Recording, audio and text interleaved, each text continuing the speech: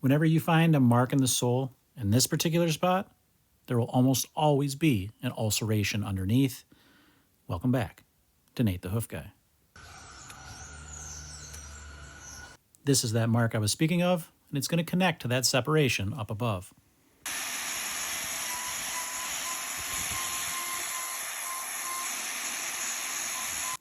You notice those dark marks near the toes? That is natural hoof color. You notice that the hoof horn up above, where I'm carving now, is actually white.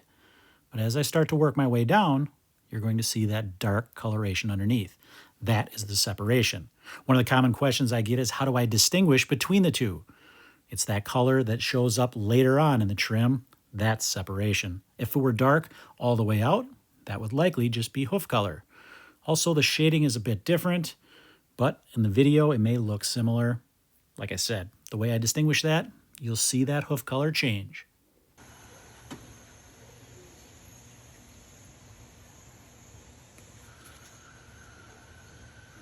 The ulceration I was talking about earlier is that dark spot up toward the top. It's underneath that. There's a little bit of dirt in there right now. We're going to get that cleaned out at the end. What I'm doing here is just working my way down, removing any of this separated hoof horn. The reason it separates is it's the cow's natural response to try to heal that lesion. It tries to let that sole go and replace it with a brand new sole up underneath there. All I'm doing is removing what is already detached, what would normally fall away naturally over time. We're just going to speed this process up to make her heal that much faster. As I trim this, I want to take that separation down as far as it goes, and then I want to create a taper into that horn that's remaining. You'll notice I've also left that outside wall horn intact. That way, she's always got a little bit of extra protection there if that block were to fall off. What block, you say? The one I'm going to put on right now.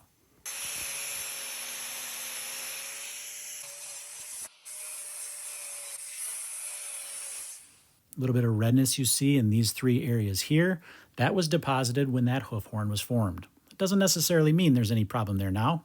In fact, there isn't. We're going to get this block applied, and then we're going to clean out where that lesion is on that other claw.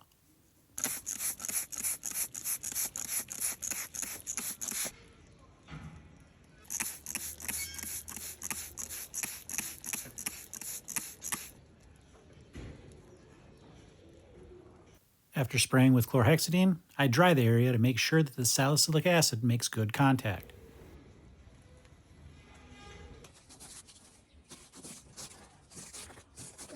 The salicylic acid is held in place with a self-adhesive bandage, and then 727 is done.